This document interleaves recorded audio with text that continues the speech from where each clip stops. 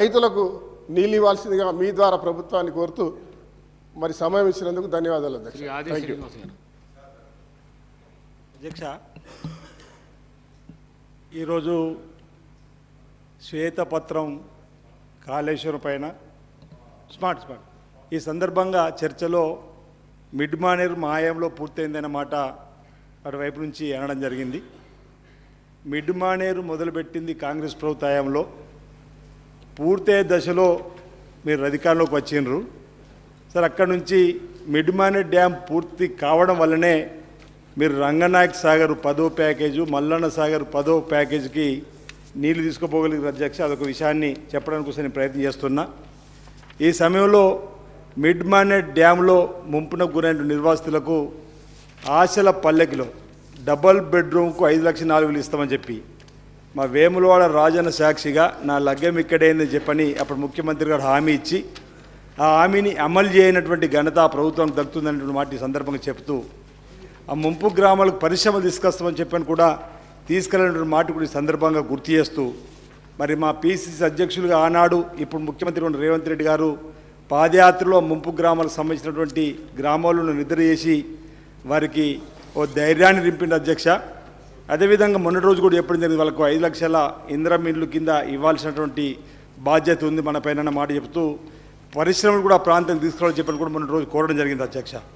ఈరోజు వరద కాలువను కూడా కట్టింది కాంగ్రెస్ పార్టీ ప్రభుత్వ హయాంలో. ఈరోజు వరద కాలువ నీళ్లుంటే జీవనదిలా ఉంది మేము మార్చినమంటున్నారు అధ్యక్ష. అదొకటి, అది కూడా వరద కాలువ కాంగ్రెస్ పార్టీ చేసిందనే అంశాన్ని సందర్భంగా నేను చెప్పడానికి కోసం ఒకటి ప్రయత్నం చేస్తూ, ఈరోజు 10వ ప్యాకేజ్ పూర్తయింది, 11వ ప్యాకేజ్ పూర్తయింది. కానీ మా రాజధాని సిరిసిల్ల జిల్లాలో ఉన్నటువంటి అప్పర్ మానేర్ 9వ ప్యాకేజీలు మాత్రం పూర్తి కాదు అధ్యక్ష. చాలామంది మా జిల్లాకు మా కేంద్రానికి ఏదో నిధులు బాగా వచ్చినాయి అంటున్నారు. సిరిసిల్ల జిల్లా కేంద్రం అయింది కాబట్టి అది ప్రజలందరూ కూడా పోరాటం చేసి జిల్లా కేంద్రం తెచ్చుకున్నారు కాబట్టి జిల్లాకు రావాల్సినటువంటి ఆఫీసులు వచ్చినాయి, జిల్లాకు రావాల్సినటువంటి కాలేజీలు వస్తున్నాయి తప్ప అదనంగా రాలేనటువంటి మాట కూడా చెప్తూ, అప్పర్ మానేరుకు సంబంధించి కాలువలలో పెద్దలు పిసిసి అధ్యక్షులు రేవంత్ రెడ్డి గారు కూడా రావడం జరిగింది, అక్కడ క్షుణ్ణంగా చూడడం జరిగింది.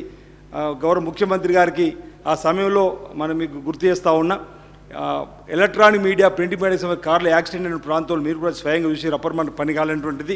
దాంతోపాటు మలక్పేట రిజర్వర్ కట్టిరు కానీ కాలువలు కట్టలేరు అధ్యక్ష.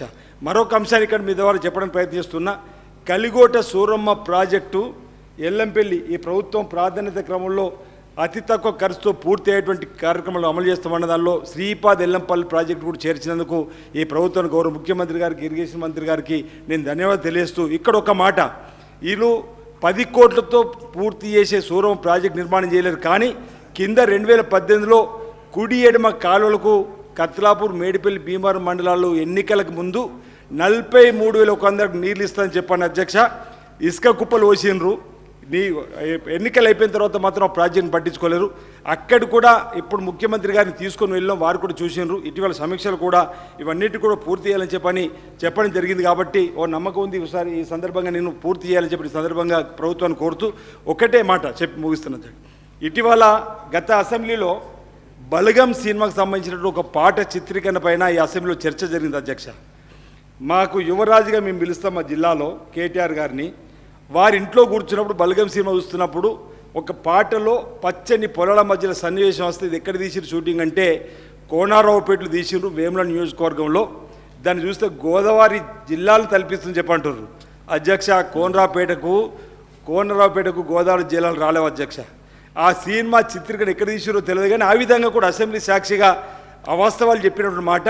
మా దగ్గర వేములవాడను కోనసీమగా అన్నారు, మేడిపల్లి, భీమవరం, అన్ని ప్రాంతాల్లో కూడా కానీ కాలేదన్న మాట ఈ సందర్భంగా మీ అందరికీ కూడా తెలియజేస్తూ నేను మీ ప్రభుత్వానికి విజ్ఞప్తి చేస్తున్నాను. ఏదైతే శ్రీపాద్ ఎల్లంపల్లి ప్రాజెక్టు మొదటి బాధ్యత పెట్టినరో ఇంతకుముందు చేసినటువంటి వారికి కొన్ని డబ్బులు రావాల్సి ఉంది, వాటి వెంటనే విడుదల చేసి ఆ పనులు పూర్తి చేసినట్టయితే 43,100 ఎకరానికి నియోజకవర్గం మొత్తంలో 95 ఎకరాలు సాగునిచ్చే అవకాశం ఉంది. కాబట్టి మొదటి ప్రాధాన్యతలు తీసుకున్నందుకు ఈ ప్రభుత్వానికి ధన్యవాదాలు తెలియజేస్తున్నాను అధ్యక్ష. ఈ సందర్భంగా చివరిగా గండ్ర సత్యనారాయణ.